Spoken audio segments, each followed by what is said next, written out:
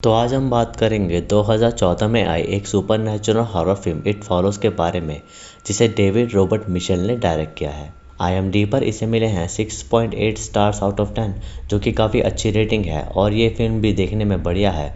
तो आप इस वीडियो को एंड तक ज़रूर देखना। मेरी लास्ट वीडियो को आप मिस ना करें, इसका लिंक आपको डिस्क्रिप्शन में मिल जाएगा। और सब्सक्राइब करके बेल आइकन दबाना ना भूलना, क्योंकि इससे आपको आने वाली वीडियोस की नोटिफिकेशन तुरंत मिल जाएगी। और इंस्टाग्राम पर भी मुझे फॉलो कर लेना। तो चलिए अब चलते हैं इसकी स्टोरी की तरफ। तो मूवी की शुरुआत में हम एनी नामक लड़की को देखते हैं, जो किसी एंटिटी को देखकर डर रही थी। और तभी उसके डैड उससे पूछते हैं कि क्या हुआ, तो वह जवाब देती है कि कुछ नहीं। और फिर वो रश में कार ले जाकर एक बीच पर चली जाती है, जहाँ जाकर वो अपने मॉम डैड को बताती है कि वो उनसे कितना प्यार करती है, क्योंकि वो जानती थी कि वो अब मरने वाली है। और अगली सुबह उस बीच पर उसकी डेथ हो जाती है। उसके बाद हम जे नामक लड़की को देखते हैं, जिसके साथ उसकी बहन कैली और बचपन के दोस्त पॉल और पॉल की छोटी बहन यारा भी होते हैं। और उस दिन जे को अपने बॉयफ्रेंड ह्यू के साथ एक डेट पर जाना था, जिसके लिए वो काफ़ी एक्साइटेड थी। ह्यू और जे मूवी देखने जाते हैं, जहां ह्यू जे को एक लड़की दिखाता है जो कि येलो ड्रेस में थी, लेकिन जे लड़की को नहीं देख पा रही थी। और इस बात से ह्यू समझ जाता है कि वो एक एंटिटी है। और ह्यू जे को मूवी से बाहर ले जाता है और जे ये अज्यूम करने लगती है कि वो लड़की शायद उसकी एक्स है। फिर उस रात ह्यू जे को डिनर कराने लेकर आता है और हम उनके पास एक आदमी को आता देखते हैं, जो धीरे धीरे चलकर उनके पास आ रहा था। उस रात ह्यू जे को सीड्यूस करता है और तभी वो कार में इंटीमेट हो जाते हैं। और इंटीमेट होने के बाद ह्यू जे को क्लोरोफॉर्म सुंघाकर बेहोश कर देता है और उसे एक अबैंडन्ड जगह ले आता है, जहां ह्यू जे को बांधकर एक एंटिटी के बारे में बताता है कि उसे अब से एक एंटिटी दिखेगी जो उसे फॉलो करेगी और वह किसी भी रूप में उसके पास आ सकती है। और अगर उस एंटिटी ने तुम्हें पकड़ लिया तो वो तुम्हारी जान ले लेगी। ह्यू उसे ये भी कहता है कि मुझे ये कर्ज किसी से मिला था और मैंने ये कर्ज तुम्हें दे दिया इंटीमेट होते समय। और बातें करते हुए ह्यू उस एंटिटी को टॉर्च के सहारे ढूंढने लगता है। ह्यू की बातों से हमें यह समझ आता है कि ये कर्ज सिर्फ और सिर्फ सेक्सुअल इंटरकोर्स से ही ट्रांसफर होता है, और इसलिए ह्यू ने जे को ट्रिक किया ताकि वो उसके साथ इंटीमेट हो सके। तभी वो एंटिटी एक नेकेड वुमेन के रूप में आ जाती है, जिससे ह्यू और जे दोनों डरने लगते हैं, क्योंकि वो उनके पास चलकर आ रही थी। और ये एंटिटी सिर्फ चलकर ही अपने शिकार के पास आती है, इसलिए अगर कोई इंसान इससे दूर चला जाए तो वो कुछ समय के लिए बच सकता है। ह्यू बस ये देखना चाहता था कि जे को वो एंटिटी दिख रही है या नहीं। और जब उसे ये कंफर्म हो जाता है कि वो उसे दिख रही है, तो वो जे को वहाँ से ले जाता है और उसे बुरी हालत में उसके घर के बाहर छोड़कर चला जाता है। और ये देखकर उसके सिबलिंग्स काफ़ी शॉक होते हैं। फिर पुलिस को वहां बुलाया जाता है और जे उन्हें अपने साथ हुई घटना के बारे में सब बताती है। अगली सुबह जे अपनी बॉडी चेक करती है कि उसे कुछ हुआ तो नहीं। और तभी वहां एक रेड बॉल आती है, जिसे एक प्रीटीन लड़के ने फेंका था और वह लड़का जे को अक्सर झांका करता था। फिर जे स्कूल लेक्चर के वक्त एक हॉस्पिटलाइज बूढ़ी लेडी को अपने पास आता देखती है, जिसे और कोई नहीं देख पा रहा था। और स्कूल में भला कोई ऐसी लेडी क्यों आएगी, इसलिए जे समझ जाती है कि वो वही एंटिटी है। इसलिए वो लेक्चर स्किप करके अपनी बहन कैली और पॉल के पास चली जाती है, जहां वो उन्हें सब बताती है कि उसके साथ क्या हो रहा है। इसलिए पॉल डिसाइड करता है कि वो आज रात अपनी बहन यारा के साथ जे के घर रुकेगा। उस रात जे को नींद नहीं आती, तो वो पॉल के पास जाकर बैठ जाती है और वो बचपन की बातें शेयर ही कर रहे थे कि उन्हें किचन में से किसी खिड़की के कांच की टूटने की आवाज़ आती है। तो जे देखने जाती है कि वहाँ क्या हुआ है, और वह किसी हाफ नेकेड वुमन को देखती है जो यूरिनेट करते हुए उसके पास आ रही थी। और उसे देखकर जे की फट लेती है और वो जाकर अपने रूम में खुद को लॉक कर लेती है। तभी वहाँ कैली और पॉल आते हैं और जे से डोर खुलवाते हैं और उसे समझाते हैं कि किचन में कोई नहीं है। लेकिन तभी फिर से उनके डोर का हैंडल हिलने लगता है, जिसे देखकर जे डरने लगती है।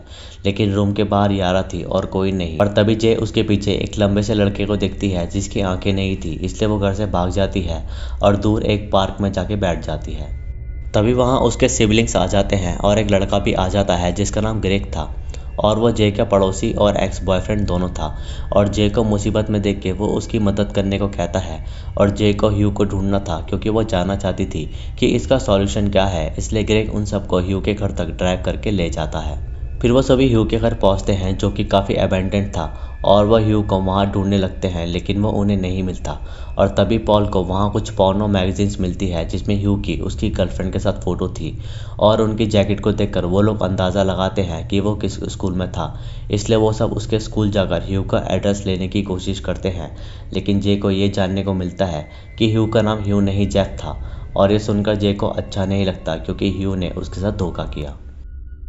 फिर वो सब ह्यू यानी जेफ के रियल घर जाते हैं जहां उसकी मॉम घर का दरवाज़ा खोलती है और ये वही लेडी थी जिसे जे ने फर्स्ट टाइम नेकेड देखा था। और तब वो एंटिटी जेफ की मॉम के रूप में जे के पास आ रही थी। उसे एक वन नाइट स्टैंड के थ्रू मिला था और वो उस लेडी को नहीं जानता था, इसलिए उसने जे को ये इंटीमेट करके पास ऑन करा और अगर चाहे तो जे भी ये काम किसी और के साथ कर सकती है और क्योंकि वो लड़की है तो उसे इस चीज़ में आसानी होगी। फिर जेफ जे को वार्न करता है कि जब कोई इंसान या कोई तुम्हारे जानने वाला आराम से चलकर तुम्हारे पास आए तो वहाँ से भाग जाना और अगर तुम मरी तो वह एंटिटी उसे भी मार देगी।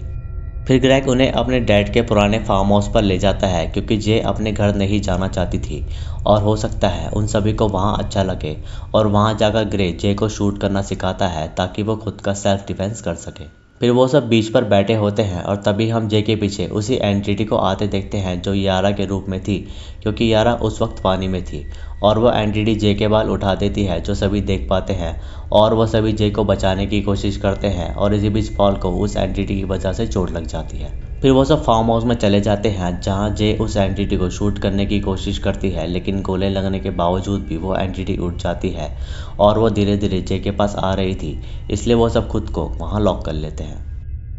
तभी वो एंटिटी डोर थोड़ा तोड़ देती है और ग्रेग घर के बाहर से चिल्लाता है कि क्या हुआ क्योंकि उसे वो एंटिटी नहीं दिख रही थी। और तभी वो एंटिटी एक लड़के के रूप में वहाँ आती है और उसने उस लड़के का रूप लिया हुआ था जो जे को अक्सर झांका करता था।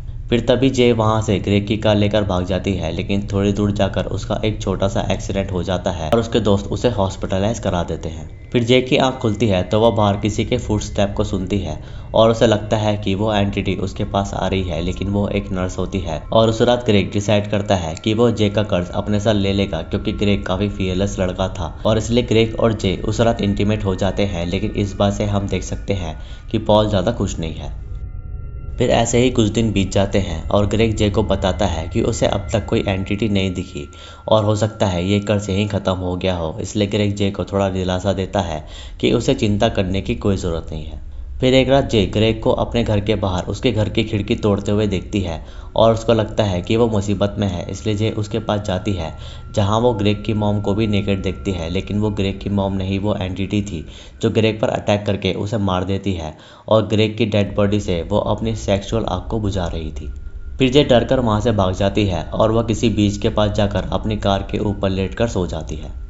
सुबह जे देखती है कि बीच के पास कुछ लड़के हैं जिनके साथ जे इंटीमेट होने का सोचती है, लेकिन वो इंटीमेट होती है या नहीं ये हमें नहीं दिखाया जाता और जहाँ तक मुझे लगता है कि वो नहीं होती क्योंकि अगर वो होती तो जे हमें थोड़ा कॉन्फिडेंट लगती। फिर जे के घर आकर पॉल उससे इंटीमेट होके उसकी मदद करने को कहता है लेकिन जे उसे मना कर देती है क्योंकि वो नहीं चाहती थी कि पॉल के साथ कुछ हो। इसलिए पॉल को एक आइडिया आता है और वो उन सबको एक स्विमिंग पूल के पास ले जाने लगता है ताकि वो सब वहाँ उस एंटिटी को पानी में डुबाकर मार सकें। और जब वो सब पूल के लिए निकलते हैं तो जे अपने घर के ऊपर एक नेकेड आदमी को खड़ा दिखती है जो ऑब्वियसली वो एंटिटी था।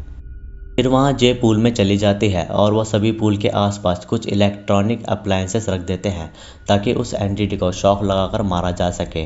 और अप्लायंसेस सेट करके वो लोग उस एंटिटी का वेट करते हैं और तभी वहाँ एंटिटी जे के डैड के रूप में आती है और पूल में ना आकर वो एंटिटी जे पर इलेक्ट्रॉनिक अप्लायंसेस फेंकने लगती है। तभी पॉल उस एंटिटी को अंदाजे से शूट करने लगता है क्योंकि उसे वो एंटिटी नहीं दिख रही थी, लेकिन अंदाजे की वजह से यारा के पैर में एक गोली लग जाती है। इसी बीच अंदाजे से उस एंटिटी के ऊपर कैली एक कपड़ा डाल देती है जिससे वो उस एंटिटी की शेप देख पाते हैं और समय रहते पॉल उस एंटिटी को शूट कर देता है जिससे वो पूल में गिर जाती है।